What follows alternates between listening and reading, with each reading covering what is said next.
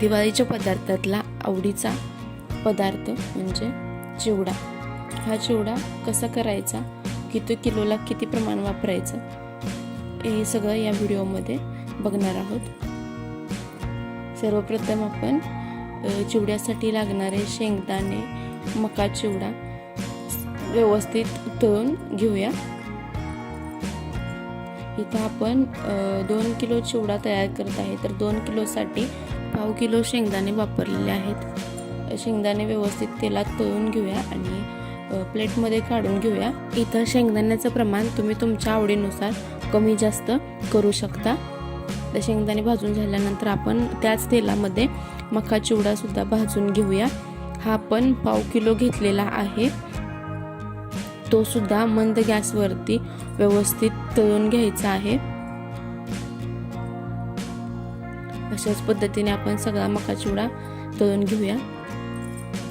याच्याऐवजी दुकानात जो रेडीमेड मका चिवडा मिळतो तो सुद्धा वापरला तरी चालेल। मका चिवडा आणि शेंगदाणे तळून झाल्यानंतर आता आपण चिवड्याच्या फोडणीची तयारी करूया। त्याच्यासाठी एका कढईमध्ये तेल ओतून घेऊया। आपण 2 किलो चिवडा करतोय, तर 2 किलो चिवड्यासाठी अर्धा किलो तेल वापरलेलं आहे। त्या तेल जास्त व्यवस्थित गरम झाल्यानंतर त्याच्यामध्ये मोहरी आणि जिरे टाकून घ्यायचं आहे। इथं 3 मोठे चमचे जिरे आणि 3 मोठे चमचे मोहरी टाकलेले आहे। जिरे आणि मोहरी व्यवस्थित कडकडल्यानंतर त्याच्यामध्ये मिरची आणि कढीपत्ता टाकून घ्यायचा आहे। मिरची तुमच्या आवडीनुसार, जर तिखट जास्त आवडत असेल तर जास्ती टाका, जर मीडियम आवडत असेल तर 10 ते 12 मिरच्या व्यवस्थित पुरतात। त्याच्यानंतर त्याच्यामध्ये बारीक चिरलेलं खोबरं आणि एक 10 ते 12 लसूण सोलून टाकायचं आहे। ते व्यवस्थित भाजून झाल्यानंतर आपण चिवडा मसाला, घरगुती मिरची मसाला, आणखीन हळद त्याच्यामध्ये टाकून घ्यायचे आहे। इथं आपण चकली मसाला मोठे 4 चमचे, घरगुती चटणी मसाला छोटे 3 चमचे आणि हळद 2 चमचे घेतलेली आहे।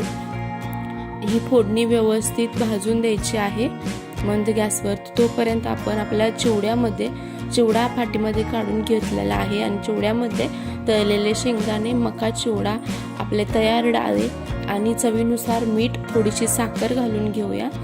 आणि ही जी आपली तयार झालेली फोडणी आहे ती एकदा हलवून गॅस बंद करून त्या मिश्रणामध्ये, आपल्या ज्या चिवड्याचं तयार केलेलं मिश्रण आहे त्याच्यामध्ये ही फोडणी ओतून व्यवस्थित मिक्स करून घेऊया। गरम आहे तोपर्यंतच असं थाटीच्या साहाय्यानं किंवा मग एखाद्या मोठ्या भांड्याच्या साहाय्यानं मिक्स करून घेऊया। व्यवस्थित मिक्स करून घेतल्यानंतर अशा पद्धतीने आपला चिवडा तयार झालेला आहे। चिवडा मिक्स करून झाल्यानंतर जर तुम्हाला साधारण नरम वाटत असेल तर आणखीन थोडा वेळ गॅसवरती ठेवून गरम करून घ्यायचा आणि हवाबंद डब्यामध्ये भरून ठेवायचा। सांगितलेलं प्रमाण वापरून चिवडा तयार करून बघा आणि रेसिपी आवडल्यास लाईक, शेअर आणि सबस्क्राईब नक्की करा।